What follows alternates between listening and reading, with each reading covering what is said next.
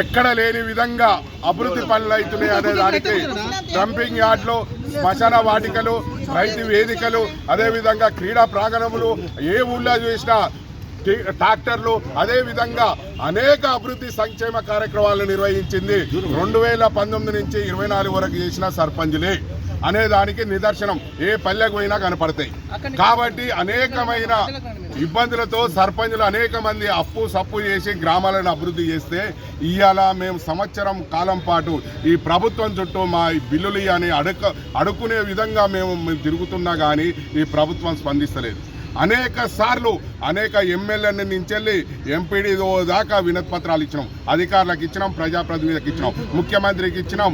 అదేవిధంగా ముఖ్యమంత్రికి 2 సార్లు ఇచ్చినాం, పట్టి విక్రమార్క సార్కి 2 సార్లు ఇచ్చినాం, సీతక్కకి 5 సార్లు ఇచ్చినాం. అనేక సార్లు వినతి పత్రాలు ఇచ్చినా మా బాధలు చెప్పినా పట్టించుకోవడం లేదు అనేది మేము అమరవీరుల స్థూపం కాడ నిరసన వ్యక్తం చేస్తే మమ్మల్ని మాట్లాడొద్దని మా గొంతు నొక్కేసేటట్టు అరెస్ట్ చేశారు.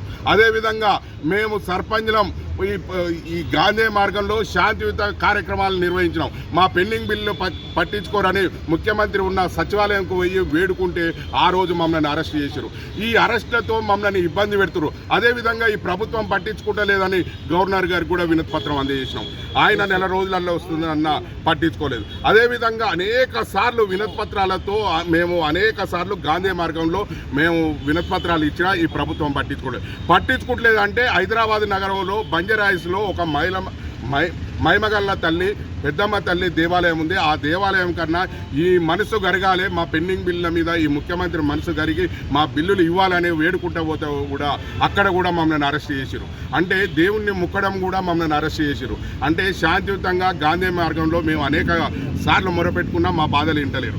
ఇవాళ చెలో మాకు అసెంబ్లీ నడుస్తుంది, ఈ అసెంబ్లీకి వెళ్ళే మా ఎమ్మెల్యేలు మంత్రులు మా గోడు వినాలని ఒక వినతి పత్రాలు అందజేద్దామని ఈరోజు అసెంబ్లీ దగ్గరికి వస్తే అసెంబ్లీకి మేము ఏదో బయట దేశం నుంచి వచ్చే టెర్రరిస్ట్ లాగా దొంగల్లాగా మమ్మల్ని పోలీసులు చుట్టుముట్టి మమ్మల్ని అరెస్ట్ చేస్తున్నారు. ఈ అరెస్టులతో నిర్బంధాలతో ఈ మమ్మల్ని మా బిల్లులు ఇవ్వకుండా అడ్డుకోవడం ఎంతవరకు ఈ ప్రజాప్రభుత్వానికి ప్రజాపాలనలో.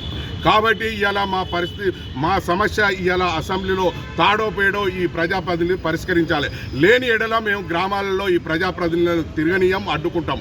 అదేవిధంగా మేము చేసిన అభివృద్ధి పనులు ఉన్నాయి గ్రామాలలో, మేము అధికారులను కూడా అనేక సార్లు మేము అడ్డుకోవడానికి మేము సిద్ధం పడుతున్నాం. కాబట్టి మా పెండింగ్ బిల్లులు ఇచ్చే విధంగా ఈ ప్రభుత్వం చూడాలి. ఇవాళ మా కుటుంబాలలో అందరి కుటుంబాల్లో వెలుగు నింపాలి మా బిల్లులు ఇచ్చి. కానీ మమ్మల్ని ఇబ్బందులు పెట్టి అరెస్టులు చేసి మమ్మల్ని పంపేయడమే కరెక్ట్ కాదు. కాబట్టి ప్రభుత్వం తక్షణమే మా పెండింగ్ బిల్లు చెల్లించాలని చెలో అసెంబ్లీ సమావేశానికి ఎమ్మెల్యేలు అందరు రావడం జరుగుతుంది. కావున మా పెండింగ్ బిల్లులు ఇవ్వాలని మేము సంవత్సరం నుంచి ఏడుస్తున్నాం. మా తాళ్ళు పోయినాయి, మా పుస్తేలు పోయినాయి, మా సొమ్ములన్నీ పోయినాయి. ఇప్పటి వరకు కూడా ఎక్కడ స్పందిస్తలేరు. అయినా మేము గుడికి పోయి మొక్కినా కానీ గుళ్ళకు కూడా అసలు పోలీసులకు మాకు సంబంధమే లేదు సార్. పోలీసులు మా ఎంబడి ఎందుకు ఉంటారు? మేము ఎక్కడ పోయినా మా ఎంబడి ఎందుకు పడుతున్నారు? మేము ఇప్పటి వరకు కూడా సంవత్సరం నుండి మేము ఏం తినాలి? వాళ్ళ భార్య పిల్లలు లేరా? వాళ్ళ ఆడోళ్ళు కాదా?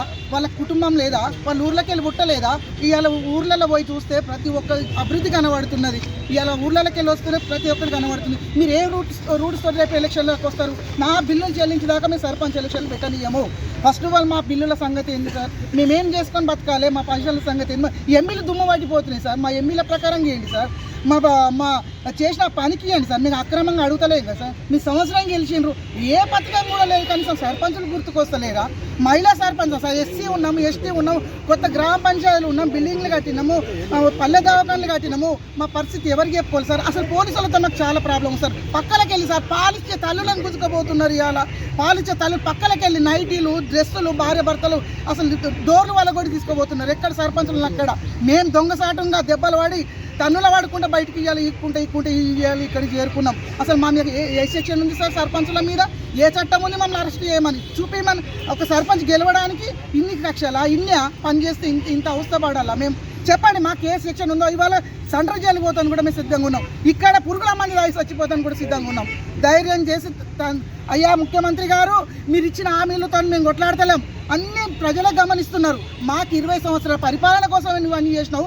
గతంలో ఇప్పుడు ఏ సర్పంచ్ వచ్చినా మేము గెలవనీయం, ఊర్లకు అడుగు పెట్టనీయం. మా బిల్లులు ఎలక్షన్లో వద్దు, ఎలక్షన్ల కోడ్ అనేది జరగవద్దు. ఇంకా సంవత్సరం చేసుకో. మా బిల్లులు చెల్లించినాకనే నువ్వు ఎలక్షన్ల కోడ్ వేస్తానికి మేము సిద్ధంగా ఉంటాము. ఎంత దూరమైనా ఏడికైనా. ఇన్ని రోజులు మేము మహిళా సర్పంచ్ కదలలే. మమ్మల్ని గొంతు పట్టేసిరు, మమ్మల్ని తొక్కేసిరు, మమ్మల్ని మధ్యరాత్రి తాళాలు వేసుకొని పోతున్నారు ఎక్కడికక్కడ. ఏంది సార్? మేము ఇప్పుడు జీప్ ఎందుకు ఎక్కలే సార్? మమ్మల్ని పోలీసులు ఒక్క మా మీద చేస్తే ఇప్పుడే తక్షణమే ఏం చేసుకుంటాం. వాళ్ళకి మాకు ఎలాంటి సంబంధం లేదు. పోలీసులకు మాకేం పని సార్? మాకేం మా ఎంబడి ఎందుకు పడుతున్నారు? దమ్ముంటే నువ్వురా మా సర్పంచ్ మా మీట్ పెట్టు, ప్రెస్ మీట్ పెట్టు, మమ్మల్ని పిలిపి మేము ముఖాముఖి కొట్లాడదాం. కానీ ఈ మధ్యలో వీళ్ళేవాళ్ళు సార్? నువ్వు పని చేయించుకో, కానీ మా దగ్గరికి తోలకు. మేము వాళ్ళని కూడా పట్టుకుని కళ్ళ